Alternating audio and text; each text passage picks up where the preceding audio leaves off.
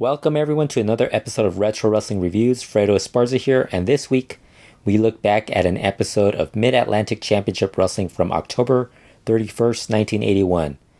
Before we begin, just a reminder to be sure to click on that subscribe button. We appreciate that very much.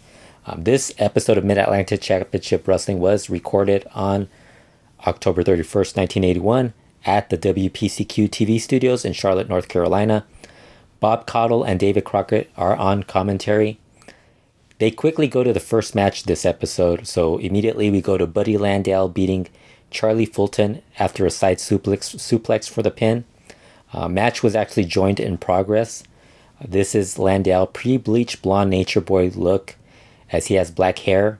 Fulton's the veteran in this match. This was actually a very competitive match and probably the best match on the show, which tells you what I thought about this show. This was basically it, and all I recall is it being very competitive.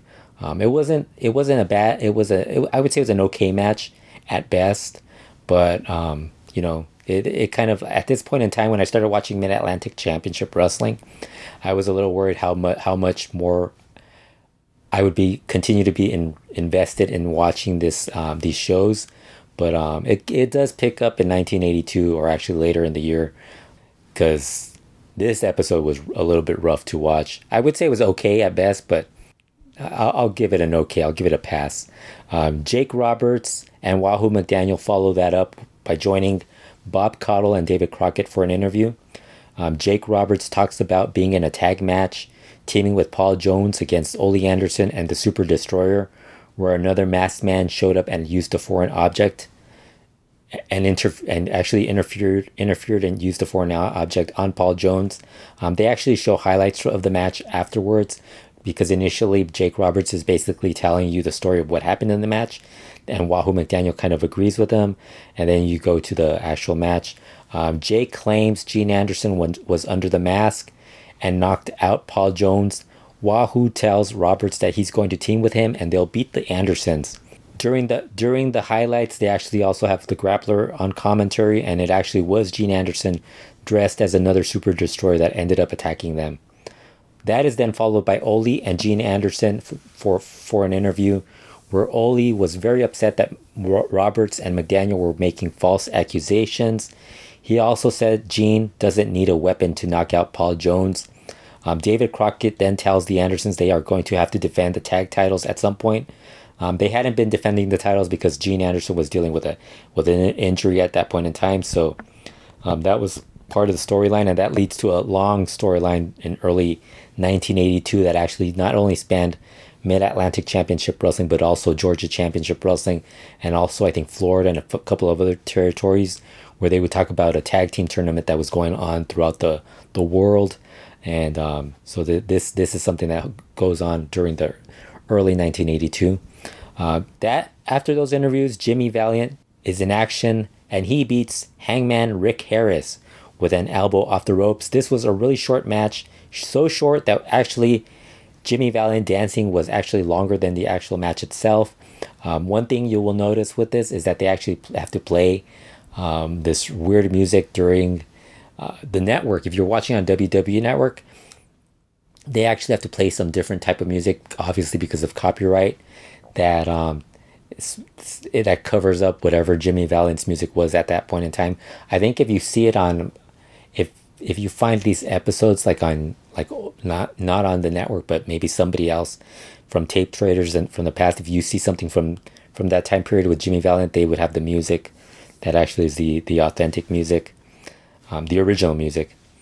After that, we get Mr. Jim Holiday and the Ninja joining Bob Caudle for an interview.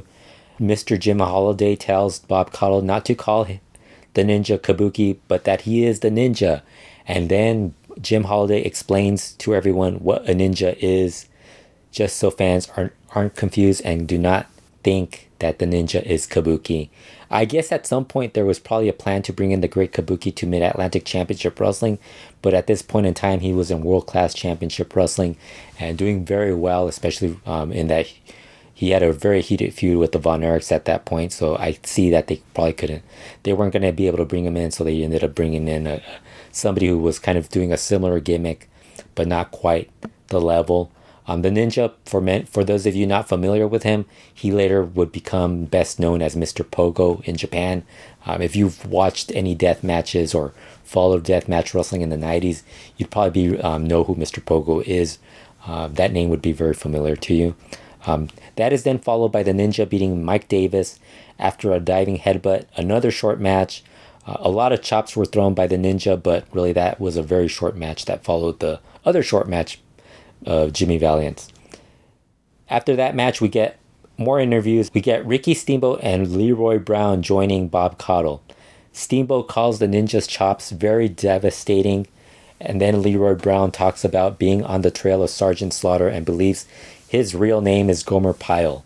That was meant to be more comedy, and they all laughed about it. If you're not familiar with the character of Gomer Pyle, then you're much younger. You're way too young to remember Mid-Atlantic Championship Wrestling. After that, we get Ron Bass beating Chris Markoff via disqualification to retain the Mid-Atlantic TV title. This was another okay match, more of a slower paced match. Two big guys just really kind of like, grabbing each other in headlocks, chopping, kicking, slamming each other. Really more of a battle of hosses, and not a lot going on, honestly. It kind of was very slow, and the match ends when Lord Alfred Hayes gets involved, and that leads to a disqualification. But it wasn't really a particularly strong match. Like I said, this was an episode that was very not very good. The final match on this episode is Sergeant Slaughter beating Don Cornoodle via submission with the Cobra Clutch. Another short match. The only difference was the tempo for this match was much better than some of the earlier matches, especially the previous match between Ron Bass and Chris Markoff. I thought this was a good squash match. Cornoodle was really good, and you could see why in a few weeks they kind of decided to move him up and have him be part of the whole Sergeant Slaughter's privates, which always makes me laugh to say, but this was this ended up being the beginning of the Sergeant Slaughter starting to get his own little group together. Show closes with some brief promos from Roddy Piper, Sergeant Slaughter, and Ivan Koloff. Piper pretty much just talked about how everybody's sending out challenges, but he hasn't seen anybody sign a contract to wrestle him. Sergeant Slaughter then talked about how he's had a lot of young men who want to become Marines, so he brings out Jim Nelson, who wants to be a Marine, and then he has him do push-ups. He then tells him if he wants to be a Marine, which Nelson says he does. Says, "Sir, yes, sir." And then Sergeant Slaughter ends by saying he's going to take this boy and make him a man. Then the show closes with Ivan Koloff talking about how he could beat Ron Bass for the TV title. Like I said, this was a show that was okay at best. Best match on the show was definitely the Buddy Landau versus Charlie Fulton match. The other highlight was the talk of the Roberts and Jones versus Ole Anderson and Super Destroyer match, which had highlights. And Sergeant Slaughter introducing his new recruit was a good way to end the show. But overall, this was not a particularly strong episode. I don't think I could recommend people watching this. Not even like if you want to watch the Slaughter, promo, that's probably the best thing you could watch out of this, and probably the stuff involving Jake Roberts and Paul Jones, where they're talking, Jake Roberts and Wahoo McDaniel talking about the match with Roberts and Paul Jones versus Ole and Super Destroyer. That's probably the best thing on this. The matches themselves weren't particularly great. So that's about it for this episode. We'll be back again soon with another Retro Wrestling review. Thanks again, everyone, for listening.